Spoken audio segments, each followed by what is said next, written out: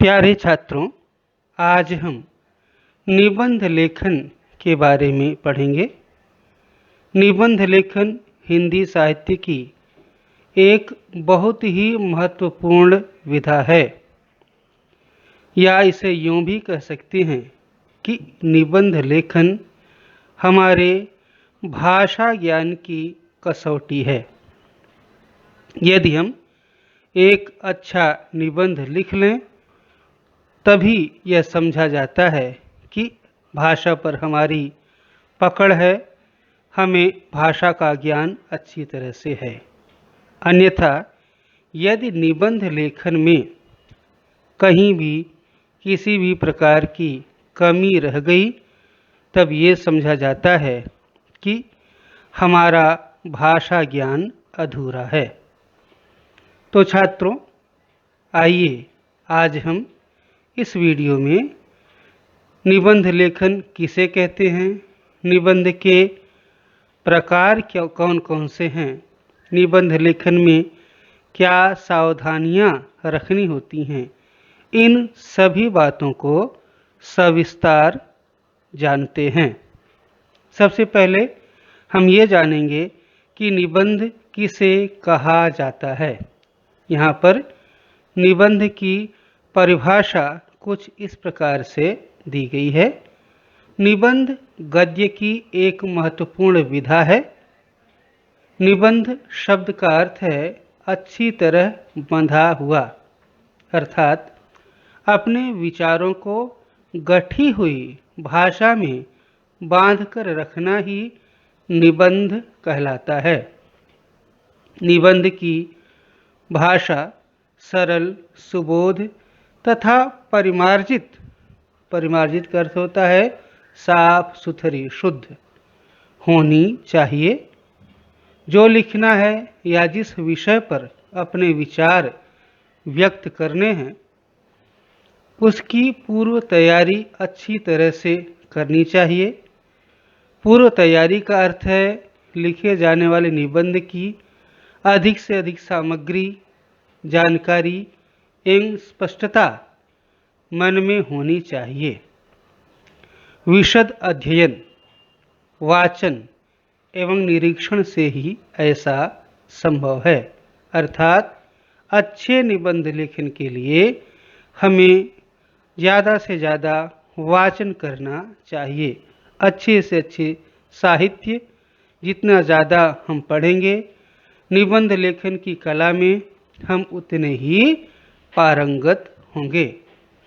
जिस विषय पर निबंध लिखा जाए, उसकी मर्यादा को ध्यान में रखकर सारी महत्वपूर्ण बातों का समावेश करने का प्रयत्न करना चाहिए। छात्रों, निबंध के निम्नलिखित 5 प्रकार हैं। पहला है वैचारिक निबंध, दूसरा वर्णनात्मक निबंध, तीसरा कल्पना प्रधान निबंध, चौथा चरित्रात्मक निबंध और पांचवा आत्मवृत्तात्मक निबंध। तो सबसे पहले पहला प्रकार जो है वैचारिक निबंध, हम इसके बारे में जान लेते हैं। वैचारिक निबंध में एक ही विषय पर उसके पक्ष में या विपक्ष में जानकारी दी जाती है। अंत में अनुभवजन्य निश्चित मत व्यक्त करना पड़ता है। ऐसे निबंधों में विचारों की स्पष्टता और तर्क शुद्धता को महत्व दिया जाता है। उक्त विषय को उदाहरण सहित प्रस्तुत करना होता है।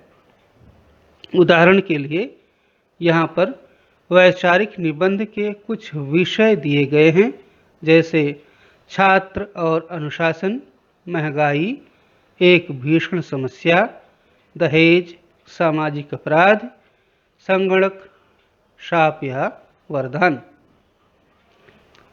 निबंध का दूसरा प्रकार है वर्णनात्मक निबंध। इस प्रकार के निबंध में सूत्रबद्ध वर्णन निबंध की आत्मा होती है। किसी व्यक्ति, गांव, शहर नदी, पहाड़, संस्था, परिंदे, विषय कोई भी हो, उसे वर्णन के माध्यम से पाठकों के सामने रखना पड़ता है। वर्णन करते समय उसका हूबहू चित्र उपस्थित होना चाहिए। भाषा धारा प्रवाह, आकर्षक, नावीन्यपूर्ण एवं परिणामकारी होनी चाहिए। वर्णनात्मक निबंध के कुछ विषय यहाँ पर दिए गए हैं, जैसे बस स्थानक पर 1 घंटा, दूसरा है वर्षा ऋतु, तीसरा है पुस्तक प्रदर्शनी का वर्णन, चौथा मेरा प्रिय खेल। निबंध का तीसरा प्रकार है कल्पना प्रधान निबंध। इस निबंध में किसी एकाध विषय की वास्तविकता को सामने रखकर उस विषय के संबंध में अपने मन में उभरी हुई सुरम्य, आकर्षक कल्पनाओं को सूत्रबद्ध ढंग से शब्दांकित किया जाता है, अर्थात शब्दों के माध्यम से अपने भावों को व्यक्त किया जाता है। ऐसे निबंधों में अपना कल्पना चित्र कितने प्रभावी ढंग से हम अंकित कर सकते हैं, इस पर निबंधों की गुणवत्ता निर्भर होती है। यहाँ पर कल्पना प्रधान निबंध के कुछ विषय दिए गए हैं, जैसे यदि मैं पक्षी बनूं, दूरदर्शन न होता तो, अगर पाठशाला न होती, और चौथा है यदि मैं प्रधानमंत्री होता। निबंध का चौथा प्रकार है चरित्रात्मक निबंध। चरित्रात्मक निबंध में किसी महान व्यक्ति, नेता, समाज सेवक, संत, कवि, लेखक, वैज्ञानिक आदि के जीवन के अंतर्बाह्य अंगों का, उनके कार्यों का, विशेषताओं का संक्षेप में चित्रण होता है। अंत में उपसंहार में उस महान व्यक्ति के कार्यों से हमें क्या प्रेरणा मिलती है, इसे संक्षेप में लिखा जाता है। उदाहरण, राष्ट्रपिता महात्मा गांधी, दूसरा है मेरा प्रिय वैज्ञानिक APJ अब्दुल कलाम, तीसरा मेरा प्रिय खिलाड़ी, चौथा राष्ट्रसंत तुकडोजी महाराज। पांचवा है आत्मवृत्तात्मक निबंध। आत्मवृत्तात्मक का अर्थ है अपने बारे में स्वयं अपने शब्दों में लिखना, वह चीज सजीव हो या निर्जीव, उसे वह मैं खुद हूँ ऐसा मानकर उसके बारे में जो जानकारी देनी हो, अपने विचार व्यक्त करने हों, वह खुद कर रहा है, कर रही है, ऐसी कल्पना करके उन विचारों को उसके शब्दों में उत्तम पुरुष में व्यक्त करना आवश्यक है। उदाहरण, मैं रुपया बोल रहा हूँ। दूसरा है घायल सैनिक की आत्मकथा। तीसरा, मैं श्यामपट बोल रहा हूँ। चौथा, फूल की आत्मकथा। छात्रों, आगे बहुत ही महत्वपूर्ण बात बताने जा रहा हूँ। निबंध लिखते समय ध्यान में रखने योग्य बातें। यदि इन बातों को, विषयों को आप ध्यान में रखेंगे तो निश्चित रूप से एक प्रभावशाली निबंध लिख सकेंगे। पहला है, दिए गए विषयों में से एक विषय पसंद कीजिए। इस मामले में दुविधा नहीं होनी चाहिए। दूसरी बात जो है, जो निबंध लिखना है उसकी रूपरेखा तैयार कीजिए। संबंधित मुद्दों के अनुसार ही निबंध लिखा जाएगा। मुद्दों के अनुसार ही अनुच्छेद बनेंगे। अनुच्छेद अर्थात पैराग्राफ, और उनमें विचारों की अनावश्यक मिलावट नहीं हो पाएगी। यह जरूरी नहीं है कि प्रत्येक अनुच्छेद में कितनी पंक्तियां हों, पर यह बहुत जरूरी है कि पूरा निबंध 200 शब्दों से अधिक न हो। तीसरी बात ध्यान देने की यह है कि प्रारंभ आकर्षक होना चाहिए। इसका तात्पर्य यह है कि आरंभ में ही आपके विचार स्पष्ट एवं निश्चयात्मक रूप से प्रकट होने चाहिए। छोटे और शुद्ध वाक्यों की रचना आपके विचारों को व्यक्त करने में सहायक होगी। चौथी बात है, मध्य में विचारों की चर्चा उदाहरण, मुहावरों तथा विषय प्रतिपादन आदि के माध्यम से होनी चाहिए। पांचवी बात है जो प्रत्येक निबंध के अंत में उपसंहार लिखते समय जो लिखा गया है उसका संक्षिप्त सार या कोई सलाह या जो विचार रह गया है उसका महत्व बताते हुए उसका प्रतिपादन करना चाहिए।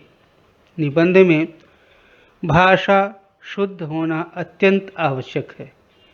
यह सतत अभ्यास से ही संभव है। सतत अर्थात निरंतर। आप जितना ज़्यादा पढ़ेंगे, चाहे निबंध पढ़ें, चाहे कथा कहानी कुछ भी पढ़ें, लेकिन अच्छा लेखन, अच्छी पुस्तकें पढ़ने से ही निबंध लेखन की विधा में आपको सफलता मिलेगी। शुद्ध भाषा के लिए सतत लेखन कार्य करना चाहिए। सातवां जो लिखा गया नियम वह है, वर्तनी स्पेलिंग की भूलें अर्थात गलतियां निबंध को कमजोर बना देती हैं। योग्य विराम चिन्ह भाषा को शुद्ध रूप में व्यक्त करने में सहायक सिद्ध होते हैं। आठवीं बात जो ध्यान रखने की है वह यह है, पुनरुक्ति दोष से बचना चाहिए, अर्थात एक ही बात को घुमा फिरा करके बार बार नहीं लिखना चाहिए। नौवां, विषयांतर नहीं होना चाहिए, अर्थात जिस विषय पर आप निबंध लिख रहे हैं उसी के बारे में लिखिए। निबंध को बढ़ाने के लिए, विस्तार देने के लिए अनावश्यक बातें उसमें समावेश मत कीजिए। 10वां है, अंत में यह कहना पड़ेगा कि निबंध रचना एक कला है और इसमें कुशलता तथा सफलता प्राप्त करने के लिए सतत अर्थात लगातार लिखने, पढ़ने, निरीक्षण करने की आवश्यकता है। छात्रों, इन बातों का ध्यान रखकर ही आपको निबंध लेखन करना चाहिए।